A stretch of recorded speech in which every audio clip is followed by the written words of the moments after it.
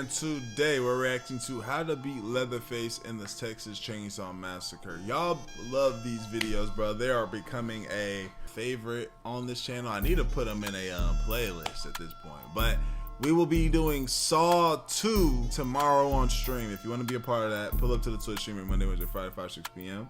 Whatever ones y'all want me to do, send them to my DM on Instagram, Astral Dior. And yeah, Texas Chainsaw Massacre hit a little different because I'm from Texas. You know, I've seen the, this is kind of like a real thing and X, Y, Z. Let's see how we get into it, man. That being said, I love y'all. I appreciate y'all. I'm grateful for y'all. Thank y'all so much for rocking with me during the time of my other channel being having a strike on it, me not able to post. And yeah, let's get into it. Let You're trapped in a town where no one can be trusted and hunted by a serial killer with a chainsaw. There's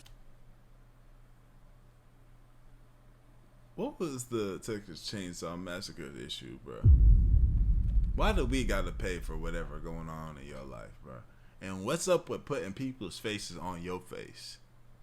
nowhere you can hide. There's no one around who will save you, and if you're caught, you'll be skinned alive and turned into a mask. When every second stuck in this town is a minute closer to your death, what do you do?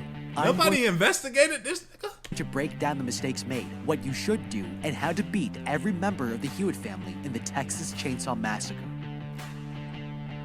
Part of Texas is that? These people are driving straight to their deaths. They're traveling through Texas to see a concert, and the guys have smuggled 2 pounds of marijuana they brought with them, but the girls have— Damn! They got 2 P's in there?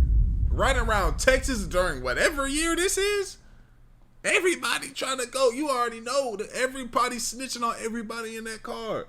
Texas with 2 P's. Well, I mean, they are Caucasian. Maybe they get a little bit easier. But 2 P's in Texas during whatever year this was? Boy, that would have fried your ass. no idea. Kemper here takes his eyes off the road with his girlfriend Erin when she suddenly spots a woman walking in front of them. They hit the brakes and narrowly avoid running her over, but she doesn't even flinch. Erin gets out of the car and tries to find out if she's okay, but the woman— That's what in the caucasity is going on here, boy. What in the caucasity? The most she would have got was everybody looked out the window like, yo, what the f— and we all just kept driving. Get out the car and ask her what? won't answer and looks completely traumatized. Realizing she needs serious help, they decide to take her into town for medical attention, but they have no idea this woman is This going is why to you need white people in your life, yo. ruin their lives. Shout out all my white It's people. always nice to want to help others, but they are getting way ahead of themselves here. We have no idea who this woman is or how she could be dangerous to us. When you find people walking down the road in the middle of nowhere, it's always because something bad happened, and inviting those problems into your car is a risk I'm not willing to take unless I knew it was safe. Nobody noticed that she's walking in extremely short strides, and it's My grandfather. not from exhaustion, or else she'd be slouched and stumbling. They also didn't notice that the woman is not even sweating, because it means she might not have been out in the Texas sun for very long, and wherever— Wow, these are good observations right here. I wouldn't even have peeped that. But I'll say this though. My grandfather, he told me, don't ever pick up no hitchhiker. He just was telling me his stories and stuff. God rest his soul, Boldman Alexander. So Boldman, he was telling me that he had picked somebody up on some hitchhiking junk after he knew he wasn't supposed to be doing it. The dude gonna go pull a knife on him, try to stab him. And my grandfather had to shoot that man. He said he ain't kill him, but he said he had to shoot buddy. I said, dang. He said, yeah, and the police had to come get him, whatever. He had to smoke that nigga. where she came from could be nearby.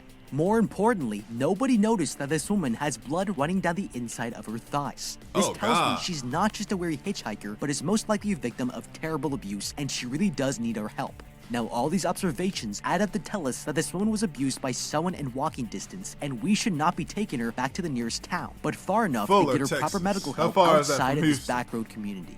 In the car, the woman is having a serious emotional meltdown, and nobody knows what to do. I ain't never seen by somebody's lips this dry. Please get this woman some water. Everyone is freaked out by this and starts debating what they should do with her. But when the woman sees them pass by a slaughterhouse, her face is filled with dread, and she starts to panic.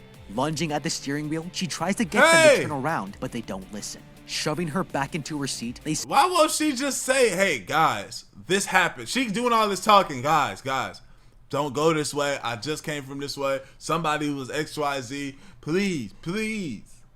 slam on the brakes, stopping the car to defuse the situation. But it's about to get a lot worse. In tears, she reaches between her legs and pulls out a pistol, telling What? them that they're all going to die. Imagine being... Oh, my bad, y'all. Dang, I thought I was on premium, bro. Y'all ain't tell me. Y'all said that I'm not on stream, so y'all ain't able to tell me. Oh, my fault. Dang, I just got so into the video, y'all. Hold on, get me right. Get me back where we supposed to be. So she pulled a big one out of her would have given us the time needed to wrestle it away from her before she could hurt herself or anyone else in the van. But this gun isn't even the most important detail here to worry about. She told them everyone is dead and they're going the wrong way, and decided she would rather die than go back. That's a crucial point that's easy to miss in a traumatic situation like this, and means wherever they are headed is worse than death. And if they prevented her from using the gun, they could have gotten more information about what happened to her and what's waiting for them down the road. Yeah, why didn't we all just bum rush her in that moment? I mean, I guess nobody wanted to get shot for Shorty, so I understand. I'm about to sneeze. I understand. The group is horrified by what they just witnessed, and they all rush out of the van, leaving the woman's dead body in the back seat. They've never seen anyone die before, and this girl starts to break down crying while the guys debate what they should do next. The boyfriend suggests they call the cops, but his friend points out they still have 2 pounds of weed in a piñata, and if the cops get involved, they'll all go to jail. Man, we outside, bro. Go put this around the corner somewhere. So you're telling me y'all gonna do anything other than put the gas somewhere, hide it, stash it somewhere, and y'all rather put the body out rather than hide the 2 pounds of joint of gas. That's the silliest thing I've ever heard in the world, bro. I'd have been looking at them niggas like, bro, do y'all want life sentences? Mind you, we in Texas with it, bro. They will take us right up to fucking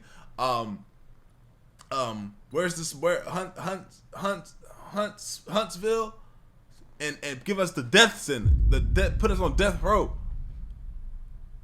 The boyfriend realizes there's only one thing he can do and takes the piñata full of drugs and throws it into a nearby field. With no other choice, they all leave to get help. Further down the road, they find a nearby gas station and stop by to look for a telephone. The men head inside to report the death and ask the woman to call the police. She manages to reach the sheriff, but when the woman gets off the phone, she tells them they'll have to drive to the Old Crawford Mill to file their report. Hold on, man, because now y'all telling me to do shit. I'm about to drop this lady off. Call the police, need to come here. No, that doesn't even make sense. So you want me to keep driving with this body in my car? No. Because now I'm about to drive back and go get my gas to leave Shorty right there and just tell y'all, hey, I found a body outside. Now y'all got me. The guys demand to know why the sheriff isn't coming here, but she has no idea, and they have no choice but to take the dead body to the mill. Okay, if the local law enforcement isn't even willing to drive over to investigate a dead body, you know this is way too suspicious to believe. And it's not just the sheriff, but the woman as well. As they arrived, she saw the dead body through her window and didn't even flinch. The only kind of people who react this way to a woman with a giant bullet hole in her head is a psychopath. And this kind of reaction should already be enough cause for concern here. It's also extremely suspicious that the sheriff would want to meet at a mill instead of the local police department or sheriff's office. Nothing about this situation smells right, and it all stinks of either corruption, deception, or both. Personally, I would leave the dead body here at the gas station. I wouldn't even want to get no gas. I wouldn't even want to put this gas in my car. And drive away, telling her the sheriff could come pick it up himself. Facts. I'm not sticking around, because if they aren't taking the situation seriously, then neither should we. Facts. Y'all tell me, okay, bet. All right, for sure. We're about to drive down there. We would have tossed Shorty's body, and we would have drove off. Like, no, bro. Now, go to the mill? Why? Y'all didn't even say the hospital? The mill. Yeah, nah, bro. People, come on, bro. We have too many heads in here for us to be thinking like this. It's illegal to leave the scene of a crime if you were directly involved in the incident, but bystanders and witnesses have no legal obligation to remain at the scene. There are no cameras, the woman hasn't seen her license plate, and there were no other witnesses that challenge her statement of what happened. If the sheriff doesn't want to drive here, then he's probably too lazy to chase us down the road when he hears we left both the body and the scene of the crime. To make sure we aren't stopped by other police later in the trip, I would kick out the entire back window so there's no and clean out all the blood from the back seat so that it doesn't look like there was something suspicious to investigate. By taking these precautions, there's more than enough likelihood that we could leave this whole situation in the dust and forget it ever happened. Yeah, we would have to all just say, hey guys, we don't talk about They this. leave the gas station with the hitchhiker's corpse still inside and head out to the old mill to look for Come on, man. Come on, man. They arrive, they get out of the car, only to find a completely empty building and no one is waiting for them. Morgan here suggests they dump the body so they can leave, and the men decide to put it to a vote. All the guys are in favor of ditching the dead girl, but Aaron here insists they do the right thing, and in the interest of keeping his girlfriend, Kemper keeps his mouth shut and agrees. Looking for help, they walk around the side of the mill and find a small building with couches and decorations. It looks like— Man, oh yeah, nah. Once we started seeing this, it's over, bro. Nah, they needed a black people. Oh, my battery! They needed a black person in this scenario, bro, to set the record straight. Preferably a black woman. A black woman would have been like, oh no, ooh, no. You know what I'm saying? Black men around white women, hey, that man, he might actually go out sad. You know what I'm saying? Black man trying to impress a white woman. But a black woman, she ain't trying to worry, she ain't starting nothing. Nah, she gonna get us out of this situation, bro. Shout out my black queens. I know I've been saying a lot of black, white, but like, I'm just being honest, bro. Come on. I'd have been out here like, yo, come on, man. What were you talking about? Someone lives here, and they sit down to wait for someone to show up. Suddenly, someone crosses the room behind them, and Pepper here jumps up and shouts. Hey, somebody's back here. Okay, whoever is here is not someone I want to It's not the police. Normal people don't hang up mutilated dolls as ornaments. The people you're going to encounter here are not ones that are safe or trustworthy. Man, what the And given their decorations, they certainly wouldn't have the most appropriate judgment for acceptable ways to deal with the dead body sitting in the back of your van. Now, they've already committed to getting this girl's body to the authorities, but there's no reason to expect that waiting at an abandoned mill is going to do the job. According to the sign that they passed on the way here, these guys are in Fuller, Texas, and if you look at this place on a map, there's virtually no sign of life here. According to the annual census, this place doesn't even have a recorded population, but the nearest city west of them is Shamrock, which has a population of about 2,000 people. Let me see how far Fuller, Texas is from Houston. How far is Fuller, Texas from Houston, Texas? 21 minutes. No, sorry, this is something else.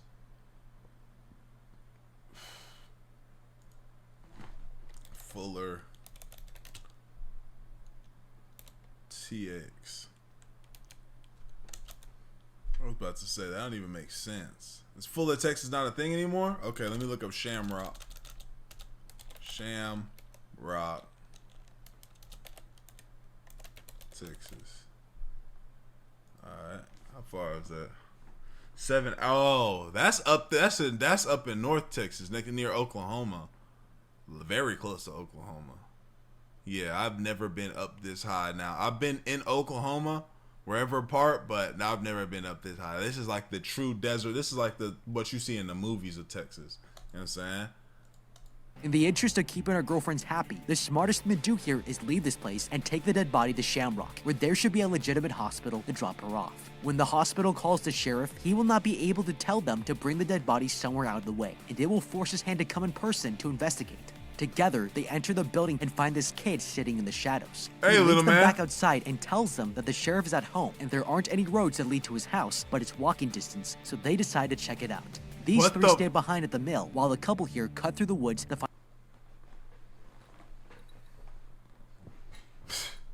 Yeah, these niggas was trying to die. I know this can't be a true story, bro. This has to be exaggerated because nobody's a city. Find the sheriff. Finding the house, they knock on the door for help and are greeted by this old man in a wheelchair who tells them the sheriff doesn't live here. He invites Aaron to use his phone, but stops the boyfriend from entering. Inside, the man helps her contact the sheriff's office, and she's told that he'll be at the old mill in 30 minutes, but doesn't realize that the other person on the phone isn't who she thinks. At the mill, the sheriff has already arrived, and approaching to inspect the corpse, he finds the gun on the floor of the van. When he asks them who it belongs to, they tell him the girl was carrying it, and he puts it away in his leg holster. The sheriff makes Andy here hold the body up while he wraps her head in this isn't right. plastic, and the group starts to realize that this man is an absolute pig. He tells them how much he used to love groping corpses as a young man, and it's shocking. After wrapping her up, they put her in the trunk of the sheriff's car, and the man gives them one final salute before leaving with the body. Okay, this sheriff is obviously a terrible person, but that's not what we should be focused on here. Of everything that's happened so far, there's one detail here that should be scaring the crap out of everyone here, and the fact that he had to be involved in moving a corpse is this gun. So far, nobody has even bothered to think about where this girl got the gun in the first place, and the fact she was hiding it says it wasn't hers, it was stolen. We also know she was running away from someone in this very town, so someone in a 10-mile radius is missing a gun. When the sheriff takes it and puts it in his ankle holster, there are two things wrong with this. The first is that the gun is a perfect fit. These kinds of holsters are not exactly one size fits all, and the fact that this revolver fits might be a coincidence, but it shouldn't be overlooked, because this model of revolver was made in the late 50s and was commonly— Bruh, you don't know, bruh, you wouldn't have known this in this moment, bruh. You only get this information because you're not in the situation, bruh. You can't bring this part up. Used by both police officers and detectives. The second is that his ankle holster was empty. There's no reason anyone would be walking around with an empty ankle holster strapped to their leg unless they were expecting to put something in it. Both of these observations tell me this gun could actually belong to him, and the fact that this woman even had it means she stole it from the sheriff. Now, based on this, there are two possible conclusions to draw here. Either this woman is a criminal and is running from the law, or that this man is corrupt and was torturing and abusing her. Since he's already displayed some serious corruption and depravity, it's enough to tell us we should believe the girl was running for her life, and that this would explain why she said everyone was dead and why she said we were going the wrong way. She knew traveling in this direction would lead us to trying to find her help, and that would lead to this sheriff. Whatever the situation is, this guy is not playing by the rules, which makes him a dirty cop, and that leaves you vulnerable to extortion or worse. At the house, Kemper here gets tired of waiting and decides to go looking for his girlfriend. Inside, he finds a charm bracelet on the ground, but his luck has just run out, because when he reaches for it, a man in a leather mask bashes him over the head, dragging him through the hallway and into a room where he will never come out alive. The girlfriend hears the door slam shut and leaves the old man. They got her dressed like this. I ain't gonna lie, they got some alright milk right here. I ain't gonna lie, I gotta be respectful. I can't go too crazy, but I see why Buddy might have been, you know what I'm saying? I'm not even the milkman. But I see why Buddy kind of was willing to do some, but look where it got him. Smashed in the back of the head in somebody's dungeon. And to look for her boyfriend, but he isn't responding. That's when she notices this peephole and looks through the lens, and realizes there's something more to this place than she thought. Okay, the girlfriend realized that something was off with this wall, but she didn't realize that this one clue was a dead giveaway that her life is in immediate danger and that nobody is coming to help. First of all, this isn't an ordinary peephole, because not only is it inside the house, but also in the middle of a wall. Nobody would install this here unless there's a secret room on the other side, and someone is spying from it. This puts the boyfriend's disappearance into perspective, because she was gone for less than 5 minutes, and that's way too short a time for him to get impatient and leave. Lastly, this peephole is much higher than eye level for this double amputee to be able to use, so that tells me there must be someone else in the house. All of these clues point to the conclusion that someone else has done something to her boyfriend, and they must be on the other side. Ooh, he caught a mean one to the back of his top though. Full body wham. I'm surprised he didn't just die off the impact right there. This wall. Instead of walking out like she isn't sure what happened, I would be running to the telephone to call 911. We have to assume that this guy dialed the phone for her because it wasn't even the cops that she talked to, and we can I wouldn't have known how to use a phone like that anyway. Confirm this by redialing ourselves to ask for help. How the hell you She leaves the house to look for her boyfriend and has no idea that when she finds him, it will be the most horrific thing she's ever seen in her life. Meanwhile, downstairs, the masked killer is preparing his next victim for slaughter. He pulls the boyfriend up over the bathtub to bleed him out, but suddenly a box falls out of his pocket. Hearing this, the masked man reaches down and picks it up, opening it to discover an engagement ring. This nigga was gonna propose to his girl. When the girlfriend returns to the mill, she was able to make it all the way back. Tells her friends that she contacted the sheriff and he's on the way, but they tell her that he's already taken the body and left. Confused, she asks if they've seen her boyfriend, but no one has, and she realizes she needs to go back to look for him. Oh my god, Aaron. Taking Andy here, they reach the house, and Aaron distracts the old man so he can sneak inside and look for her missing boyfriend. Andy. He walks into the kitchen to find skins hanging from the ceiling, but when he knocks over this box from on top of the fridge, it makes a loud noise, and the girlfriend runs into the house to check on it. The old man follows her up, but when he realizes there's an intruder, he takes it personally, banging his cane against the floorboards. Run! Bro, ain't no way we sitting here watching him. We would have ran and kicked Buddy up. We would have clotheslined Buddy. The back of his seat would have fell back. He would have been fighting up, begging for somebody to come get him. We would have been out of there. He yells at someone to come on and bring it, and the two begin and he getting mad. He would have got robbed. To realize that this is the last man on Earth you want to piss off. Behind them, the wall opens up, and the masked man steps out with a chainsaw. They run into the other room, but... Oh my god, Andy. Damn, man. Keep your legs underneath you. Andy trips and drops his tire iron. The girl tries to hold it shut, but the masked man tears through the latch. Run. He breaks into the next room and attacks. Yeah. But sorry, luckily, Andy. Andy blocks the chainsaw with his tire iron. Okay, let's if go. I were him, I would be shitting my pants right now. Running away is definitely the correct move here, but Aaron, sometimes help! you have no choice. Aaron! Now this guy was very lucky, because it just so happens this might be the best tool to defend yourself. I sure would be screaming Aaron's name. Aaron, help me! She would have been out that moment. This situation. This tire iron is made of steel, so the chainsaw can't cut through it, and it's also shaped in an X, which lets you hold it at two ends and keep the blade between it without getting cut. The way he's doing it here is too close to his hands, and the obvious instinct should be to try to keep the blade in the middle of the X, because it will limit his movement. Right now, Andy's in a perfect position to kick him hard in the nuts. Now, I know it's undignified, but it's also very effective. It's undignified. Boy, I'll put a whole daggone boot between the nigga nutsack, boy. Right into your gooch, boy. Keep playing with me. I'll put let me have my cowboy boots on, I'm putting a whole boot in between that gooch, boy. Crazy, man. I'm not worried about no if it's dignity or not. You trying to kill me with a chainsaw. That's no dignity. Talk about dignity. Put two hands up. It's practically an involuntary instinct to protect yourself when attacked in the nether regions, and the killer will clench his groin muscles and loosen his grip on the chainsaw. This gives Andy here the perfect moment to attack him with his own weapon. The strongest point of force that's being applied here is going to be at the bottom of the blade, and because of the distribution of that force, it gets much weaker at the top. Andy can use this to his advantage and overpower him by basic physics here, by kicking him in the balls and pushing the top of the chainsaw forward into the guy's face. Andy manages to escape and runs out of there, Andy. But the masked man chases after him. They run into the clotheslines covered in bed sheets, but the killer catches up to him and saws his leg clean in half. What? Andy screams in pain as he's Andy, how did you get caught? Picked up and taken back into the house. Oh my God. Carried into the basement, he's lifted in the air and slammed onto a beach hanging from his ribs. Andy here has no idea what's planned for him is going to be a lot worse than death. Erin here runs back to the old mill where her friends are still waiting and jumps into the— They would still post it up here? I'm not gonna lie. Nigga might have got left, bro. Nigga might have got left. Van. Panicked, she tries to start the car, but no matter what she does, the engine won't start. Now they're stuck here with no way to protect themselves, and a killer is on the loose. That's when the sheriff suddenly appears. Relieved, she tries to tell him about her murdered friend, but when he notices a joint on the dashboard, this bad situation gets a lot worse. He orders them all to get out of the car, and they have no choice but to obey. Erin tries to tell him there's a killer with a chainsaw, but the man fires his gun at her, the bullets landing inches away from her head. They're terrified, but this guy is on— Oh yeah, this ain't no real cop, bro. Imagine you got a joint on the dashboard, the cop see you, he's like, what the? And he throws you on the ground and shoots near your head. Getting warmed up. He picks up Morgan and forces him into the van, where he asks him what happened to the hitchhiker. Scared out of his mind, Morgan here can't believe what's happening, but the sheriff screams at him to take the gun and reenact the death, ordering him to put it into his mouth and pull the trigger. Bro, if you don't turn this bitch around and smoke this nigga, are you crazy? I'll go to prison for deleting the officer before I do this.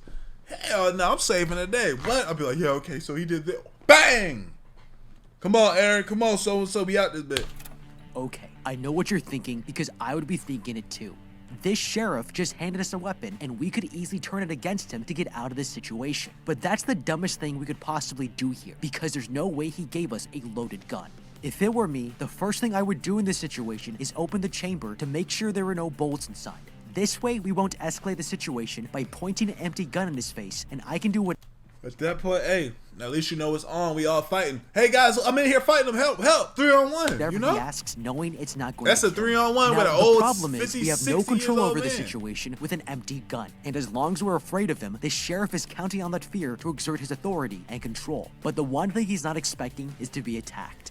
This guy is an overweight, 60-year-old man, and from the size of his arms and chest, it looks like he has little upper body strength. Look. The best and only move to escape from this is to bash him across the head with the end of the pistol gun whip quickly him. and Facts. as many times as possible to knock him out. This sounds extreme, but it's a completely valid thing to do because he's put us in a very unethical situation and our lives are at risk. There are no witnesses, so we won't be questioned by— Y'all aren't even handcuffed. Help me. Authorities in another city because he doesn't want any of this town's secrets coming back to him. In this way, his corruption protects us and lets us get away with taking any and all measures to protect ourselves against him. Or else— And mind you, so far in this town, we've seen a total of the girl at the beginning, the woman in the shop, this nigga right here. We've seen a total of 5 people since we've been in this town. One of them's gone. So that's 4. We got one right here where we could do a 3-on-1. That'll leave 3. One of them doesn't even have both his legs. That's an easy dub. And then we got the old granny. The only person we got to worry about is Chainsaw, man. But we could just run away from him. He will be exposed. We could eradicate this whole Aaron town. goes to see what's happening, giving Morgan the chance to point the gun at the sheriff. He dares him to pull the trigger, but the gun clicks on an empty chamber. This was all a trap to set him up for attempted murder of a police officer. Taking the keys out of the ignition, the sheriff walks away with Morgan and leaves the women behind. Waiting for the sheriff to leave, Aaron here tries to hotwire the van when suddenly a chainsaw cuts through the window and the masked man attacks out of nowhere. Aaron climbs into the back seat with her friend and they realize the killer is now on top of the van. He shoves the chainsaw through the roof, trapping the women inside. An arm reaches down and grabs Aaron by the hair while her friend climbs out and runs away, but the man chases her down and shreds her to death. Damn! Okay, they had a great opportunity here to seriously injure this guy. Obviously, it's incredibly difficult to think clearly in the moment, and your only instinct is to run away, but they were too afraid to run notice. Fast. Bro, nobody, if you running like this, you got so much more on the guy who's holding a big-ass chainsaw having to run like this. You should be able to get loose, and you got fear on your side. But the chainsaw motor had adrenaline. Stopped. With his arm reaching through the top of the car like this, they missed their golden opportunity because he can't operate a chainsaw with only one hand. Now in biomechanics, the arm is what we call a third-class lever, which means all of the force is being applied from this fulcrum here at the elbow. That means when his arm is fully extended, it makes it much harder for the muscle to use that fulcrum to flex with maximum strength. If they can keep his arm extended and force it against its range of motion using the roof of the car as the opposing force, they could work together and fracture his elbow. Yeah, with that kind of injury, he won't be able to do anything with his chainsaw and becomes a lot less threatening. Horrified, Erin watches her friend get killed from inside the car. But when the killer turns around, she realizes he's wearing a mask made from her boyfriend's face. She climbs up the back of the van and runs off deep into the woods where she finds a trailer home. She bangs on the door screaming for help and is finally let in. She asks the women if she can use their phone, but is told they don't have one. Helping her calm down, they make her a cup of tea and insist. Oh yeah, she's done. She's drinking mysterious liquids now. Nobody was supposed to make this. Everybody was supposed to not survive this, she drinks it to relax. She notices a family photo on a shelf and goes to take a look. But strangely, neither of these women are in the picture. Suddenly, she hears a phone ring and realizes they not only lied to her, but have also kidnapped this child. Feeling dizzy, she tries to escape from the trailer, but collapses to the floor in a drugged haze. Okay, this is incredibly stupid. If we think about what we know of the townsfolk in this area, we've seen enough to realize that everyone in a 10-mile radius is in on this. The woman at the gas station called the corrupt sheriff to lure us away from the proper authorities. The kid at the mill sent us to the house where the killer lives to keep us away from the roads. And the old man tried to keep the boyfriend out of the house so he could pick them off one by one. We have absolutely no reason to think that these women here are an oasis of innocence in the middle of a serial killing community, and asking them for help is the worst thing we could possibly do. Now with that said, going indoors is already a terrible idea, because you're just giving this guy a chance to catch up and find you. Okay, damn, he kind of fast with that chainsaw, I ain't gonna lie. I thought he was gonna be a little bit slow. He jumping over the shit, okay, he got it. I guess he has been running around with it for a while now. Running through a dense thicket is a much better strategy to lose him and escape, because he won't be able to run easily with the chainsaw, and he'll have to cut himself through to follow you. I would continue running through the thicket and onto a main road where he wouldn't dare show his face. If we're being honest, nobody would think this girl could realistically stage a rescue attempt and get everyone out alive. And since the sheriff is distracted with Morgan here, she needs to take this opportunity because this is her best chance at escaping. If I were any one of these victims, I would want to know that my death saved someone else's life. So the most honorable thing to do here is leave all of your friends behind and don't stop for anyone. She wakes up, especially after you saw the face torn off onto somebody else. That once that happened,